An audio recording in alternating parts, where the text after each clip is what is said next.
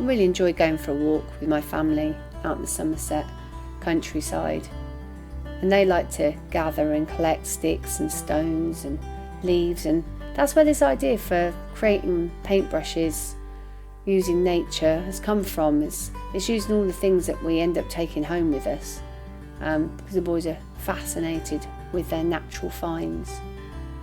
It's a really good time of year to go because there's lots of seed heads around and dried leaves and down on the thistles.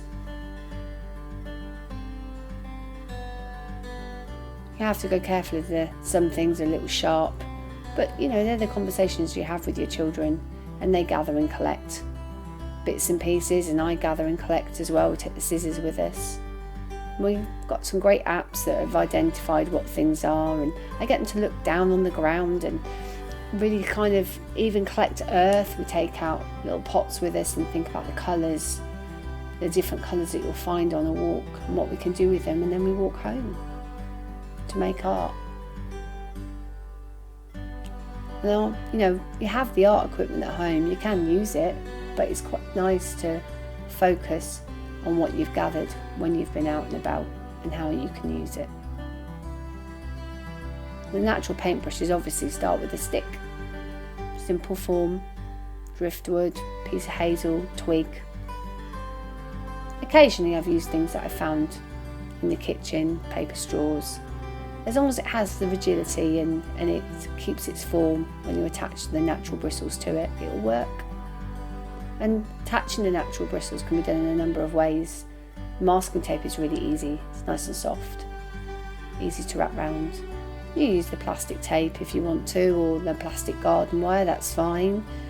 I personally prefer to use like the brown string or something that's a little bit more natural looking, in keeping with our nature and the walk that we've just done. But the yarn's really good because it's soft, and when they wrap it round, it doesn't hurt their fingers.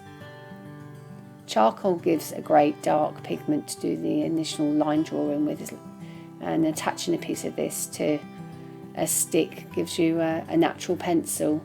But just revisiting your barbecue from the day that you've had the day before gives you that black pigment quite easy. You don't have to buy it, you don't need to pop out and buy professional stuff. But there's nothing wrong with using the paints that you do have around your home. Here I've got some poster paint, and I've got a little Brusho ink that I like to use when we've made these natural paintbrushes before, because they give almost like an ink, a watery ink that actually works a little better with the natural paintbrushes. But you can experiment.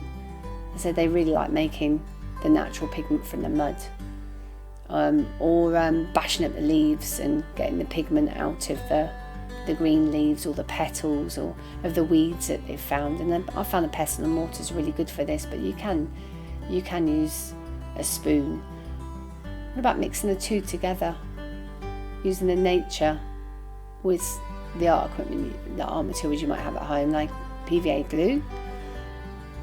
This is a interesting way of adding 3D texture to a piece of work, because the glue dries clear, and then you're left with the drag of the seed heads and the petals on your paper, sort of preserving them really.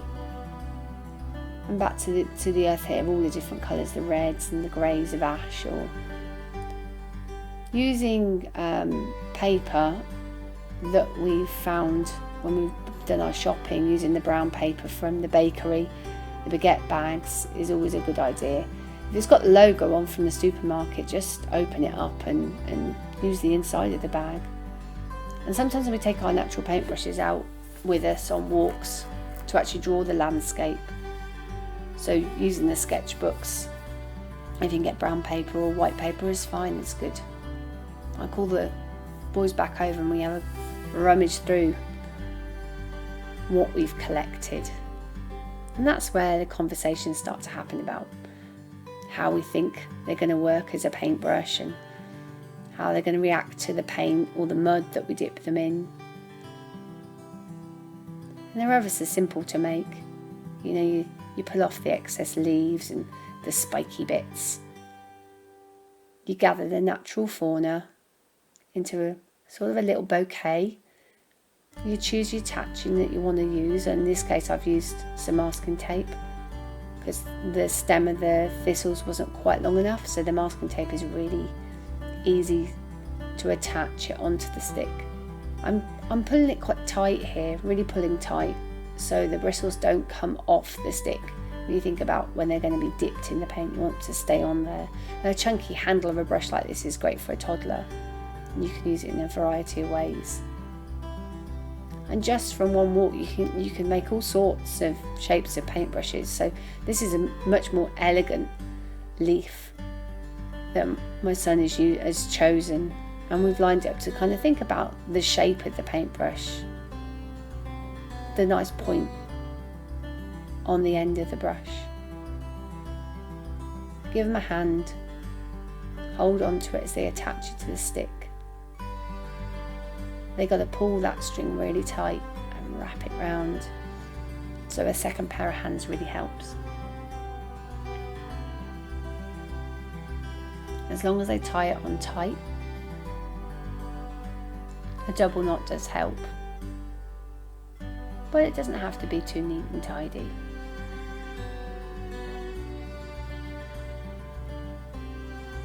They're just great objects to look at as well.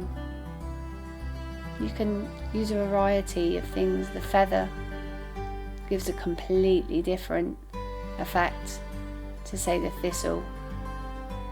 In this case, you can see one of them fell out, so you just wind it back on, tie it tight. The garden twine's really good for that. Really beautiful looking objects when they're finished. We've made the paintbrushes, but nature can offer stronger colour. In this case, a dandelion head attached inside a paper straw and pinched tight so it doesn't fall out, attached with masking tape, gives you a natural felt tip pen.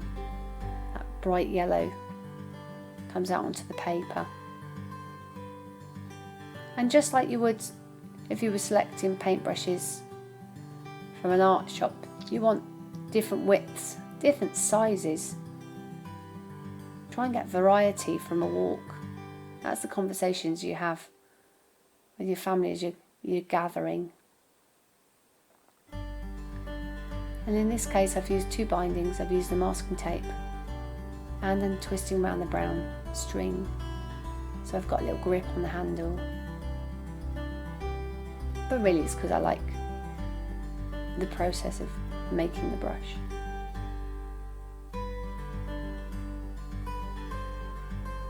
Tie it on tight, snip it if you want a neat finish, and then you're good, ready. Good variety of mark making tools. And you've got to remember it's about the process, letting them experiment, trying out the different brushes they've made, the different bristles, the natural pigment, the man-made paints, the conversations you're having about how they think it's working and whether they like the feel of it, what happens when you move it backwards and forwards or round and round. Not particularly drawing anything in mind, just experimenting, playing with the brushes that they've made. And sometimes we like to take out the brushes we've made in our sketchbooks and go back out on another walk and go and try and observe the very landscape that our brushes have been made from, using the charcoal and the mud and mixing it all up, actually whilst out on the walk, and getting the children to really observe what's around them and appreciate everything that Somerset has to offer. I hope you enjoy making your natural paintbrushes.